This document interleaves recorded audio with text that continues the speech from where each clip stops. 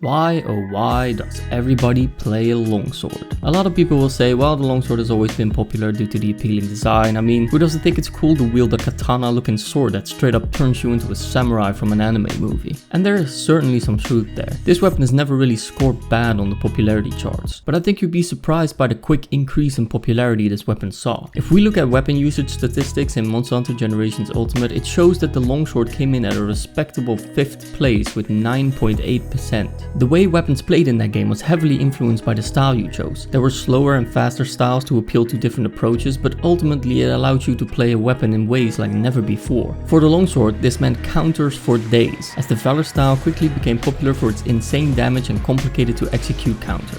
Counter stomps, counter yeets, counter fat rabbits that think you're a toilet seat.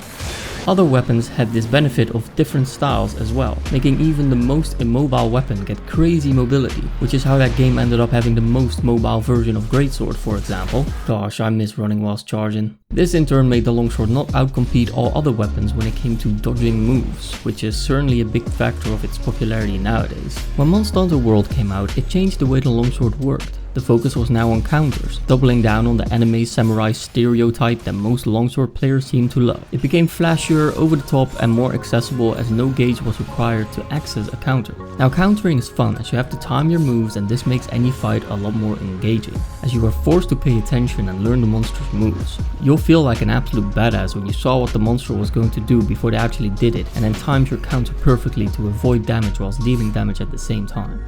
It's satisfying, is what I'm trying to say. And these counters are what a lot of other weapons are jealous of, and for good reason. As a lance user, for example, you need at the very least the guard skill, which consists of 5 levels, and if you're not using the power guard, which in some scenarios you don't have the time to do, especially in Monster Hunter World, you need guard up as well. And when you block things, it still takes stamina, you take chip damage, and all that trouble for the weapon with the best shield in the game, just to end up dealing less damage than the longsword. The longsword basically has no mandatory armor skills as long as you have enough skill to counter everything, meaning you now have all those slots to make the most meta set the world has ever seen. You are completely useless after all. But even as a casual who's not going to counter everything, all you need is some evasion or evade extender and maybe some speed sheet if you're playing Rise. The longsword also has a very good reach, so good that when you think you're going to miss an attack, sometimes it still ends up hitting. This is great, but not for your teammates, as they will get flinched, forcing them to use brace or shockproof. I'm gonna be doing this.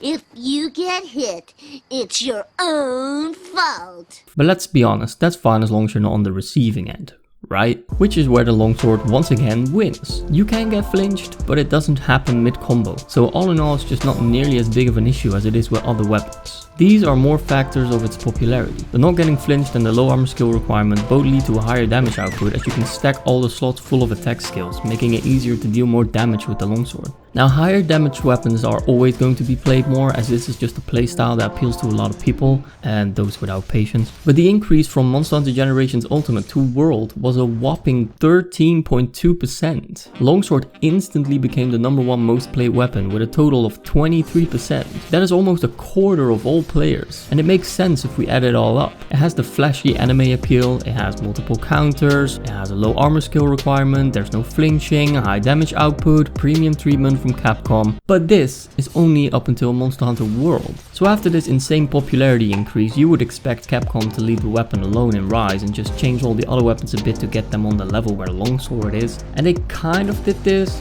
Well, they did the part where they improved all the other weapons, but guess what? The Longsword also got a buff in Rise. A missed EI Spirit Slash no longer costs a level of gauge, and not only that, a successful one increases your gauge by 1 level. On top of this, it gained a 3rd counter in the form of a Wirebook move, a 4th counter which is a Sacred Sheet, and Quick Sheet now works for the Special Sheet, which makes it easier to pull off an EI Spirit Slash. And this is where all the "it's Capcom's favorite" comments come from. This weapon didn't need any buffs at all, nor did it need any changes. Wait!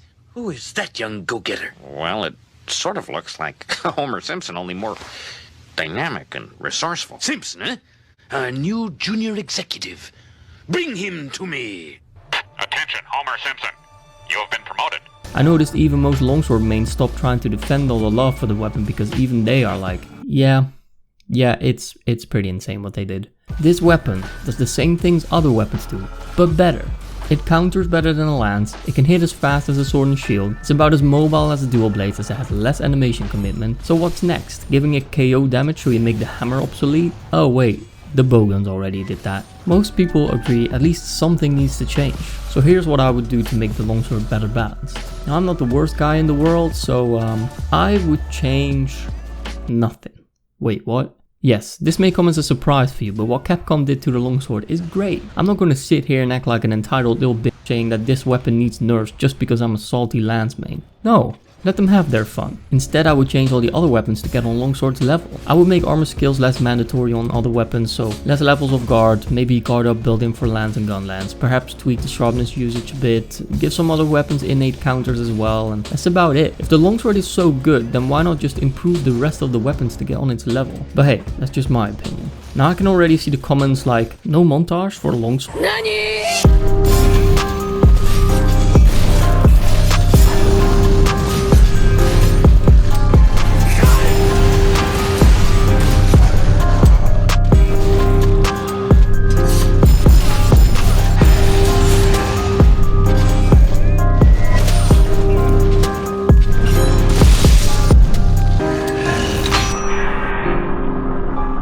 あとは俺に本当に鋼鉄を切る力があるかどうかだ。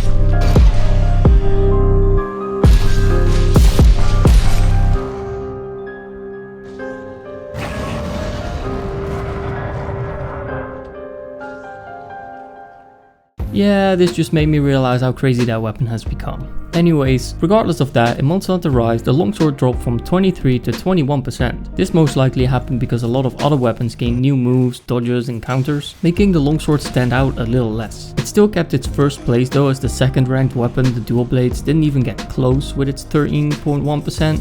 It looks like in Wilds the longsword got even more mobile, so I'm interested to see how popular it'll be in that game. But ultimately, this weapon is likely to stay at the top in any given situation, as the appeal is just there, even if it wouldn't be meta. Yay. If you enjoyed this, maybe check out my video on the lance as well. Perhaps show some love to my humble YouTube channel. And with that said, I hope you enjoyed, like, subscribe, all that stuff, and I'll catch you all later. Looking good. Almost done. And there. Done. What have you done? I painted the truth. I painted my truth.